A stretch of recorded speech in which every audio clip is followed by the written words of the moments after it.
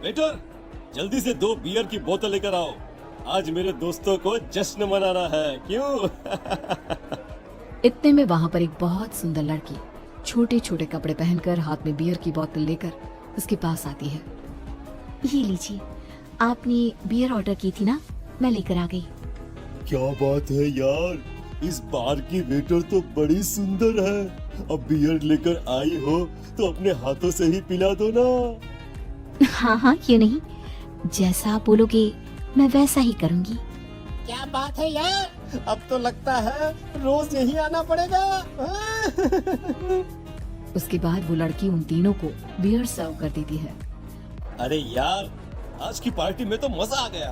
तुम दोनों दोस्तों के साथ तो मेरी जिंदगी इतनी अच्छी है कि क्या बताओ कितनी अच्छी है। अरे भाई, अब दोस्ती की है तो जीना मरना सब साथ में। हाँ, पार्टी करने के बाद वो तीनों अपने अपने घर जाते हैं। प्रतीक, संजीव और राघव को उनके घर छोड़कर जैसे ही अकेला अपनी कार में आकर बैठता है तो अचानक उसे एहसास होता है जैसे उसकी कार की पीछे वाली सीट पर कोई बैठा हुआ है। वो तुरंत पीछे मुड़कर देखता है। तुम यहाँ क्या कर रही हो?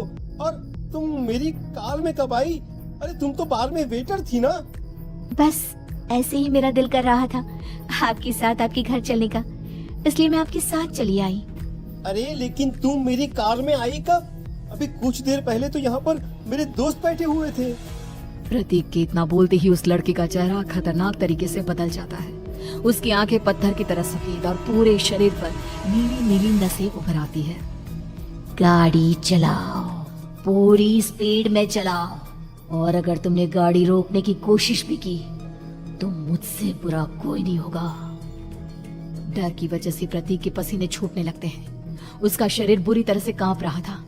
प्रतीक बिना कुछ सोचे समझे कार को फुल स्पीड से चलाना शुरू करता है। चलते चलते वो शहर से दूर एक पहाड़ी पर पहुंच जाता है और सामने अब सिर्फ पहाड़ी का किनारा दिख रहा है, जिसे देख प्रतीक घबराकर अचानक से कार को ब्रेक लगाता है। देखो देखो देखो देखो, मुझे छोड़ दो मुझे। अगर मैंने गाड़ी जरा सी भी आगे बढ़ाई तो हम दोनों नीचे गिरकर मर जाएंगे। ये तो तुम्हें पहले सोचना चाहिए था ना। अब कुछ नहीं हो सकता।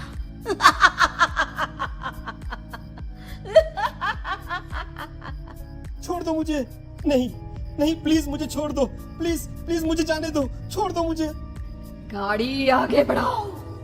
और तभी अचानक से बिना प्रतीक के स्टार्ट किए उनकी कार आगे बढ़ती है और गहरी खाई में गिर जाती है। उसके चीखने की आवाजें चारों तरफ सुनाई देती है।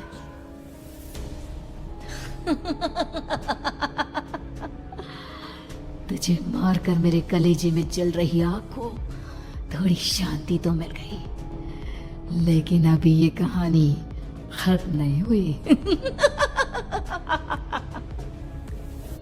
और फिर अगले दिन राघव और संजीव को पता चलता है कि प्रतीक की पहाड़ी से नीचे गिरकर मौत हो गई। अरे कल रात की तो बात है यार, हम सब बैठकर पार्टी कर रहे थे, लेकिन मेरी एक बात समझ में नहीं आ रही। राघव शहर से इतना बाहर उस पहाड़ी पर इतनी रात को क्या करने गया था? अरे यार, वही सोचकर तो मैं भी परेशान हूँ। हम दोनों को छोड़ने के बाद तो वो सीधा अपने घर जाने वाला था, और वो आत्महत्या क्यों करेगा भाई?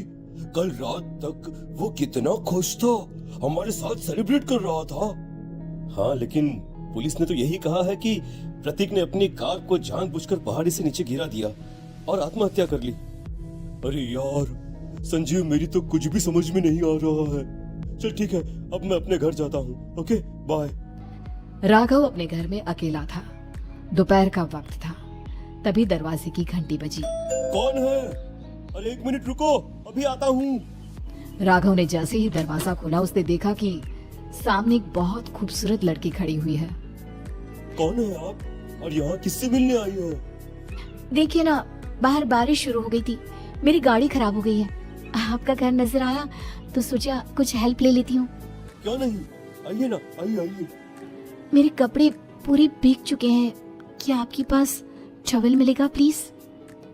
राघव अपने बाथरूम से एक टॉवल लाकर उस लड़की को देता है। थैंक यू सो मच, अब मैं चलती हूँ। अरे इतनी क्या जल्दी है? आप चाहे तो बारिश रुकने तक यहाँ पर रुक सकती हैं। हाँ। लड़की ने पलटकर राघव की तरफ देखा। नहीं, मुझे जाना होगा, मेरा काम बाकी है। और वो वहां से चली गई। उस लड़की के जाने के बाद राघव अपने बाथरूम में नहाने के लिए गया और जैसे ही उसने बाथरूम में देखा तो उसका टॉवेल वहीं पर लटका हुआ था। उसने टॉवेल हाथ में लिया तो देखा कि उसका पूरा टॉवेल खून के धब्बों से सना हुआ है। अरे अरे ये क्या? ये टॉवेल तो मैंने उस लड़की को दे दिया था। ये वापस मेरे बाथरूम में कैसे आ गया? और इस पर ये खून के धब्बे कहाँ से आ गए? राघव ने आईने में देखा तो उसकी गर्दन पर एक बड़ा सा चाकू का कट लगा हुआ था जिससे खून बह रहा था, जिसे देख राघव के होश उड़ गए। हाँ, अरे ये क्या? मेरी गर्दन इतनी ज्यादा कटी हुई है और मुझे दर्द भी नहीं हो रहा है। ये क्या हो रहा है मेरे साथ? राघव घबराकर बाथरूम से बाहर आया और अपना मोबाइल उठाकर उसने संजीव को फोन लगाया। संजीव जल्दी से मेरे पास आ जाओ। मुझे लगता है कुछ बहुत बड़ी गड़बड़ है, जल्दी आ जाओ। उधर से आवाज आई, लेकिन वो आवाज संजीव की नहीं बल्कि एक लड़की की थी। कुछ अजीब नहीं हुआ है, बस तुम्हारी मौत तुमसे मिलने आई थी और तुम्हें मारकर चली गई। अब तुम इस दुनिया का हिस्सा नहीं हो राघव, इसलिए तुम्हें अपनी गर्दन के कटने का दर्द भी महसूस नहीं हो रहा।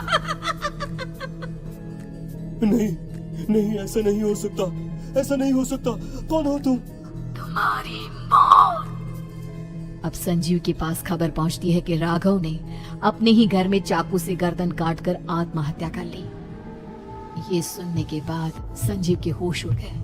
वो पसीने से तरबतर हो गया और एक अनजाना डर अब उसके दिल को सताने लगा।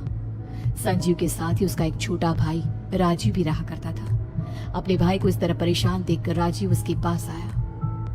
अरे भैया, क्या हुआ भैया? आप इतने घबराए हुए क्यों लग रहे हैं? प्रतीक और राघव की मौत, मेरा मतलब मेरी कुछ समझ में नहीं आ रहा भाई। अचानक से मेरे दोनों दोस्तों ने आत्महत्या क्यों कर ली? अरे वो तो मेरी भी समझ में नहीं आ रहा है भैया। हाँ, हो सकता है कि कोई परेशानी होगी और इसीलिए उन्होंने ऐसा किया होगा। हाँ, लेकिन दोनों की जिंदगी में एक साथ परेशानी और दोनों का इतनी खतरनाक तरीके से आत्महत्या करना, कहीं ऐसा तो नहीं मैं भी मर जाऊंगा? अरे आप ऐसी बातें क्यों कर रहे हैं भैया? वैसे ही मैं इतना परेशान हूँ। जब से अंजलि ने मेरा साथ छोड़ा है तब से सब कुछ बहुत अजीब सा हो गया है। रोज रात को डरावने सपने आते हैं। ऐसा लगता है जैसे अंजलि बार बार मेरे सपनों में आकर मुझे डराने की कोशिश करती है। अंजलि का नाम सुनते ही संजीव की आंखें फट गई और उसके गले में आवाज अटक गई। उसके चेहरे पर घबराहट साफ नजर आ रही थी। कौन थी वो लड़की जिसने प्रतीक और राघव को आत्महत्या की आड़ में मौत के घाट उतार दिया? और कौन थी अंजलि जो बार बार राजीव के सपनों में आकर उसे डरा रही थी?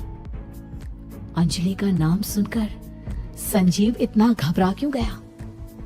इन सवालों के जवाब जानने के लिए देखिए इस खतरनाक कहानी का अगला भाग।